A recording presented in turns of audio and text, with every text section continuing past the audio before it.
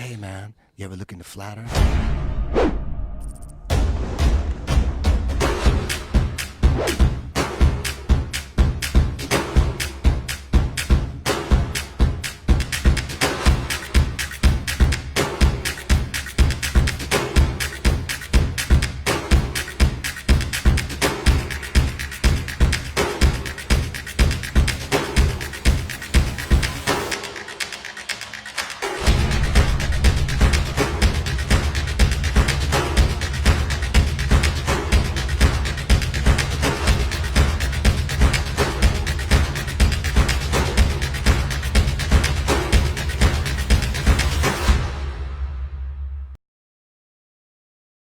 Alright, I want to start out by saying the only thing that I changed on these videos is the brightness. I brought the brightness down to minus 44.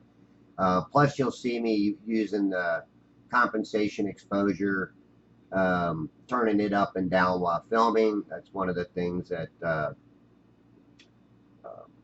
the P1000 has available that we can use.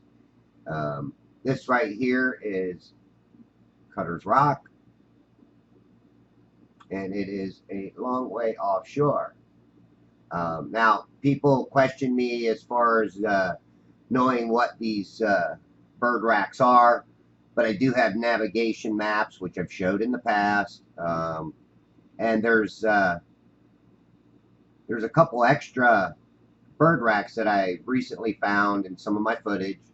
There's one down by Arapica. I'm not sure if that's the Arapica bird rack or if it's a Gomez Rock rack. I'm not sure. I'm going to have to take a ride down there one day in my boat and find out which one it is that I'm actually filming. But I changed the light setting in the camera, try to pick this up better. So that's why you see the big change. But again, I did also turn the brightness down in this, all the footage, except for one little piece coming up here where I zoom back.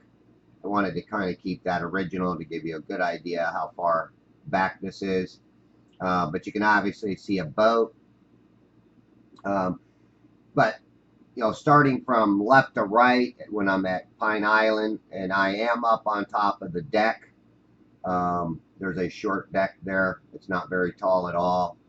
On an extreme high tide, it may be 3-4 feet off the ground. I don't even think it's that high. It comes up to, I don't know, a little over my waist when I'm standing on the ground next to it. But you can see that this is distorted. And people probably want to know why I put out this distorted footage. Well, there's stuff that you can learn from it. Number one is look at how that water reacts with the different lighting that's out there. This day had a strange haze in it.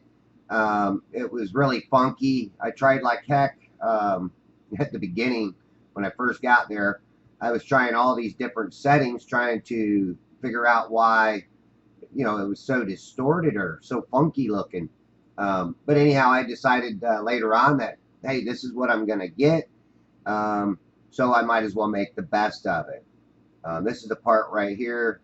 I'm going to zoom back. I did cut it right there. I'm not putting in any transitions. So again, here I'm going to zoom back. But starting from left to right, you got Bill Watts, then you got the Hernando Beach, and you got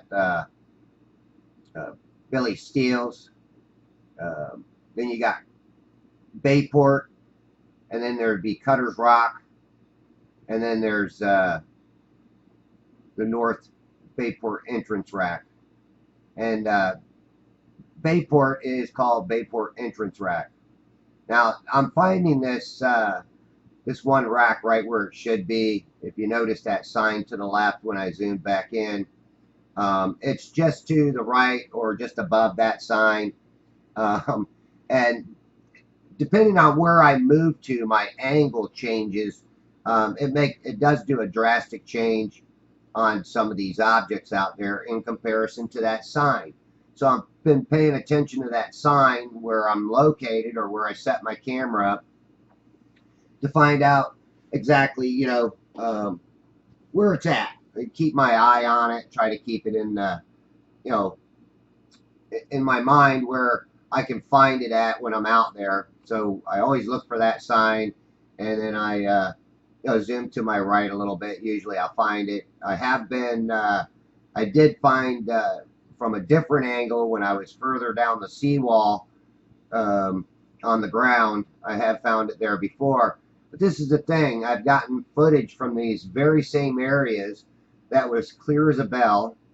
I think it was one of my July videos that I did with the P900, where boats were visible way out there. And when you have this distortion, it's not only, I mean, it compresses and stretches left to right the objects that are out there, and it does stretch them up and down a little bit too.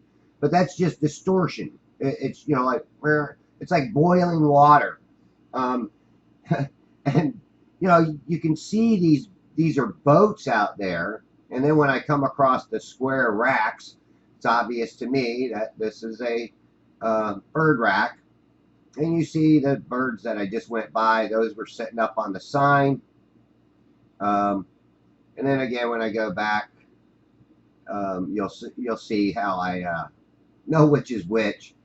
Yes, there's some distorted objects out there. There's the Bayport entrance rack, boat going well beyond it. Another boat going well beyond it. Boats are not going exactly right behind it. They're a little ways away. I fish all these areas, so I've been out to all of these racks too. But went out there and got all their coordinates, and sure enough, they're out there. Now, one of the ones is the North Rack, the Bayport North Rack. Okay, here's these birds setting up on the sign. You can see their head, and there you go.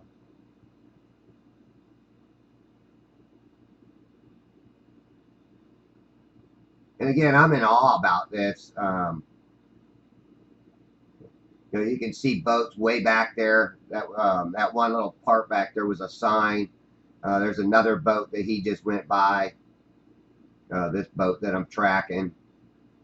And I didn't want to make this very long, but one of the things that I do is when I compare these two, here's the Cutter's Rock, and you can also see a boat out there to the left of it, which I thought was pretty interesting.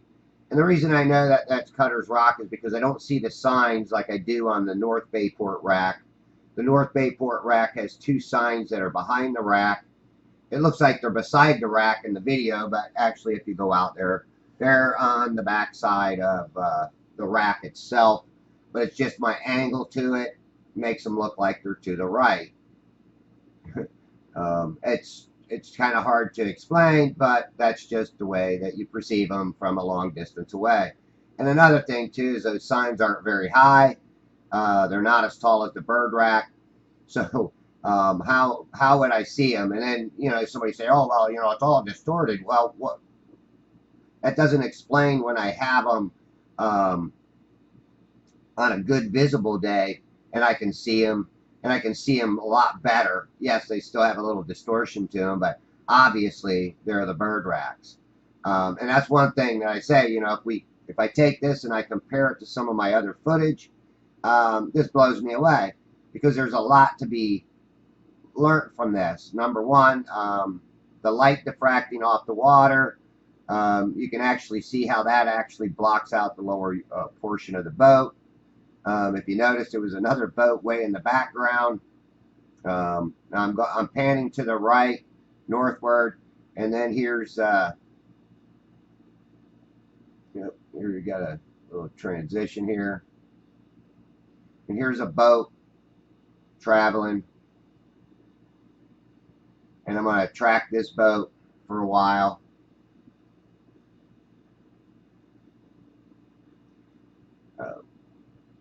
But you can see how this haze, it's the haze that causes the distortion. and the heat and the light. I think all of that combined causes the distortion of any objects out there. And this is again why some days you cannot see it, because the light blinds you. It blocks you off from seeing anything out on a distance, especially with my naked eyes. With my naked eyes, I couldn't see very far. I mean, I could see far, but I couldn't make out anything with my naked eyes, of course. You know, some of this stuff I couldn't see at all with my naked eye, especially these boats that are way out there. Um, you know, and we're led to believe that this is all being refracted, pulled up from behind the curve. Well, I work, with line of sight. Okay, here's the north rack right here, and you can obviously see that there was a sign to the right of it. That's how I know that this is the Bayport, or yeah, the Bayport North rack. Um, and I've had one guy, saying that these are superior mirages, whatever. They're blinded by their own education, because they've never were taught to critically think or question their authority. They just want to go ahead and just accept and believe total strangers that they didn't even know. But when they go out and catch something with their own eyes, they're going to deny it. Now look how much farther back this boat is from the north rack, and this boat's going well behind the north rack. And again, this is what people will say to defend their spinning ball, because even though I'm up on this observation deck, I really still shouldn't be seeing as far as what I'm seeing, because in comparison to the water, the height of the water, and what always changes everything is your tides coming in, coming out, and that's another thing too. Winds and tides all play a role in things being blocked off and covered up.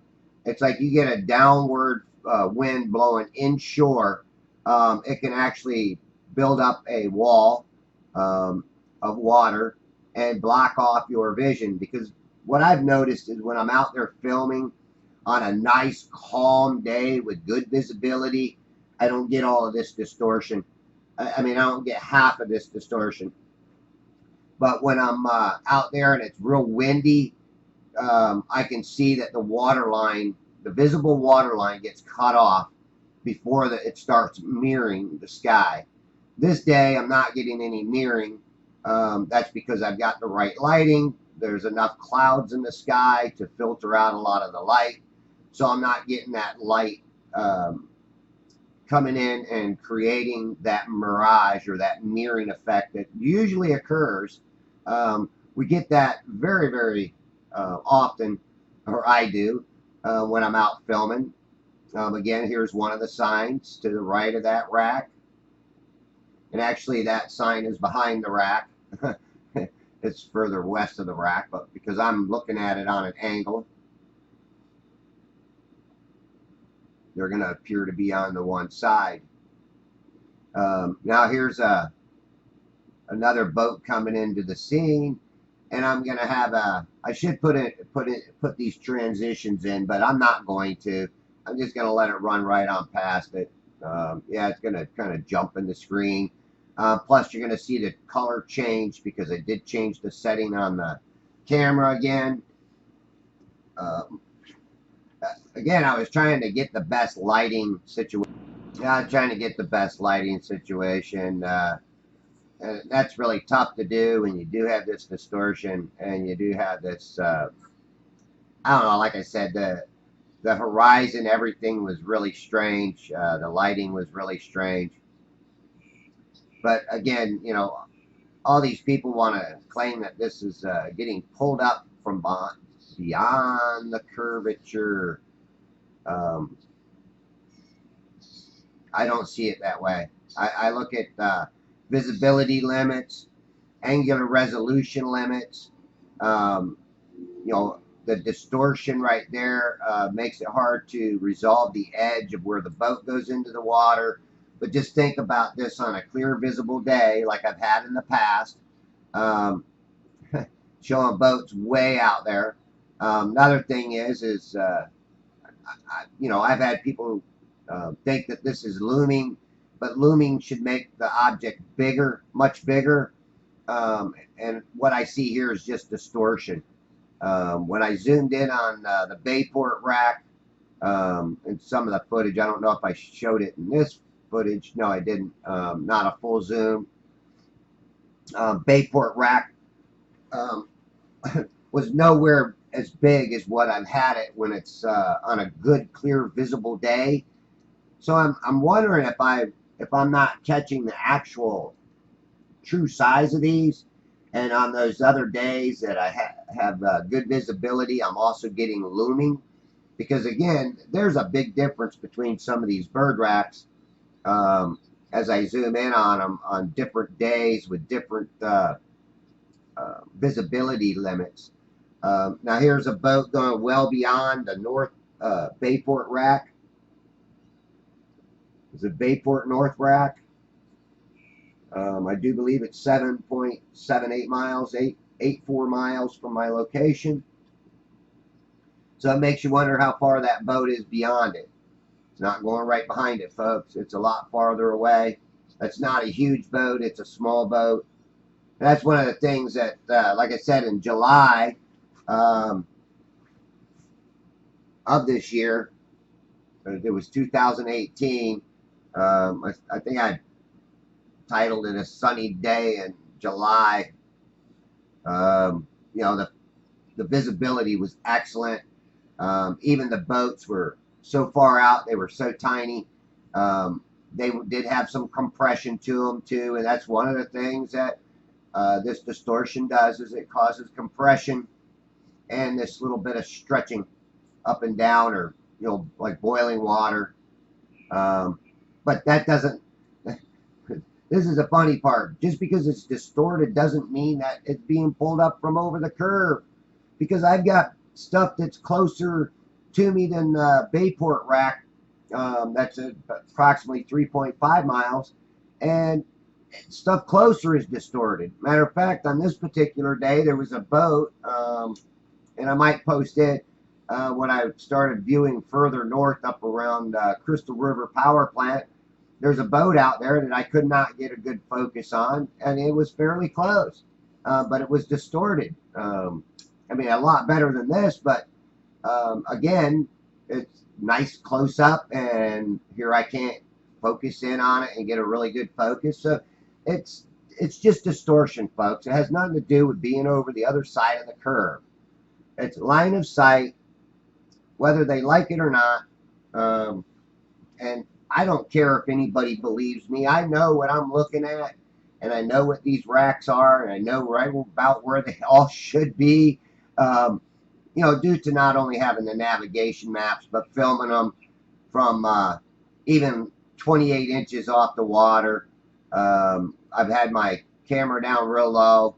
I've posted them, showed them, and people still deny them, the Glovers.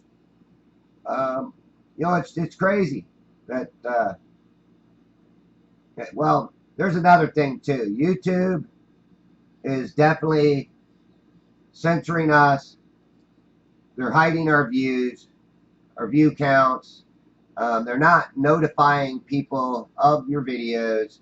I know that because I have been finding out that a lot of people that I subscribe to, I'm having to go back and resubscribe and re-hit the icon for the notification because they're not sending me notifications for them. Jay Tolan, I've been a sub for him for a long time, and wow, I like totally forgot about the guy because I wasn't getting any notifications from his channel saying that he put out a new video, and I go there and I find out, wow, look at all these videos he's made that I never got notified of. It's crazy. And then our view counts are going up and down like mad, or down like mad, ever since they started this censorship. Not only do I get less views, but I get less comments. Probably because most of the people that are viewing it is Glover, and they're just not going to say nothing, or I've already blocked them so they can't say nothing.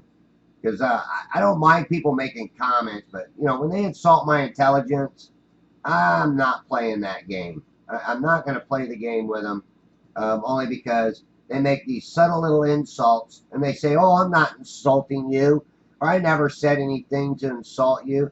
Yeah, they do. They subtly insult your intelligence all the time. I've seen it in a lot of my comments. Um, and other people's comments. I read the comments and I can see where they're insulting people. Um, so again, I'm not out here to prove anything to anybody.